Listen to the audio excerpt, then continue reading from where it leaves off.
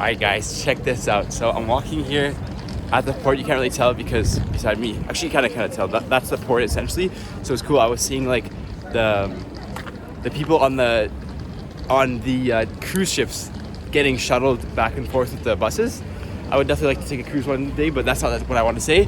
Check this out behind me, guys. You have La Cathédrale La Majeure. I didn't say it right, but the major cathedral is what the translation would be. And look how massive that is. And this isn't even the principal or the main religious building in Marseille. There's another one that's way more important. So I'm gonna cross the road here. But you saw just how big that was. That's why I wanted to film from here, because once I get up closer, there'll be no way to capture the size of it. So I'm heading there right now. All right, guys, so I finally made it into the cathedral. Actually, I did the tour all by myself, and now I'm just resumeing everything I saw. So we're currently at the highest point of the cathedral, and it splits off into 4 different wings. So you can see that's one wing, another one behind me, which is shallower. So the 2 wings on these sides are both shallow. On this one as well, it's not as long, but you can see it's the same height. And then behind us, you have the main hall, which I'll show you just in a second, or at least the entry hall. So check that out. It's incredibly tall. It's just the size is incredible. So there's also like a temple there, which is the last thing I'll show you guys, which I already kind of showed you passively, but look at that. Maybe that's where they do certain rites, but I'm not sure. And I just realized there's a 2nd floor, but I'm sure we can't go up there. But look at that, there's a 2nd floor. So very interesting. And it's incredible to think that this isn't even the most popular. I'm not sure if it's the biggest, because there's another cathedral that's way more popular. It's like on its own hill. You would have seen it right when I got off the train station in the distance. So I'm not sure which one is bigger, but it's incredible that this cathedral is so impressive, but it's not even the most visited one in the city. So I'm gonna head out now and go to the next stop. So scratch what I just said, because I didn't think about the organs. First of all, here you have the bench where you play the organs, and you have some there. But look at the assortment of the organs. You can see over there, it's not gonna focus. You can see some pipes horizontal there and horizontal here. So it seems like there's no central location for the organs here. It's more widely spread out, which makes sense, because if you had a central one, it would not be able to spread throughout the whole hall. So they probably have them located throughout the entire cathedral. But I've never seen horizontal cathedral horns, or not organ pipes. Where's the ones here? Am I missing it? There's also some up here. I'm not sure. Oh, there you go. Just there. Those are also for the organ, if I'm not mistaken. So that's the last thing I wanted to mention before I leave. All right, guys, this is so beautiful. I had to show you. So I'm currently in the panier, which is the basket. That's the English translation. I also just went up a huge flight of stairs. This thing, there's so much elevation change since the city's on the coast, much more so than Nice, even though that's also on the border of the sea. But check this out. So behind you, you have a bunch of cool graffiti, and yeah, it's called the panier or basket. I think it's like the oldest kind of part of the city, and like I think basket in the terms of like you can call Ukraine the breadbasket of Europe, kind of the heart of the city. So you also have, check that out. You can see those kind of houses behind me with like a bunch of plants on the terrace. On the balcony, I imagine you can plant throughout the whole year. It's a really beautiful part of the city, and I'm heading to the town hall now. All right, guys, so I'm in the kind of the city hall square. The city hall is very disappointing, I will have to say. It was built in the 17th century, so I guess it's for that reason that it's not that impressive, but that's it. I'm not showing you guys the front, that is the front of it, but you can see it's really narrow, and really there's nothing to see either at the front. But at least like the square that's surrounding the city hall, as you can see around me, is very beautiful, and you have a bunch of large trees in vases there, which I've never seen before. It seems really unintelligent, because you can imagine how much water they would have to plant in those, because there's no water that can be received from the ground.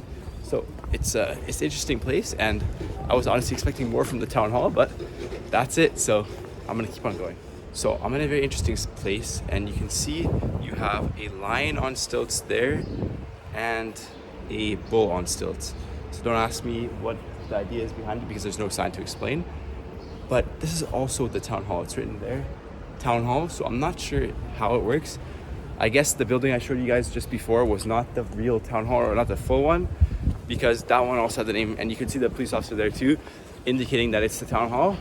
So it seemed that there's like 2 different town halls, or 2 different buildings, and that one at least was kind of cooler because you can see it had like a passway on the 2nd floor connecting the 2 different sides. And yeah, so I'm actually mistaken. Here is the front facade of the real town hall, which you see right here. So it's a bit more impressive. I'm not sure though, the other building I saw still had town hall written on it, so I'm not sure really what was up with that one. And then you can see kind of an anchor there since it's a port city. I'll show you guys the port right now in a sec, but have a quick look at the town hall. And then have a quick look at the fort, which is amazing. And where is it? You can see that's the cathedral that I need to get to. So it's really cool, and I need to actually start making my way there. All right guys, so I'm still on the way, and just as I'm passing the port to the other side, I saw this chapel, which I just want to show you guys quickly.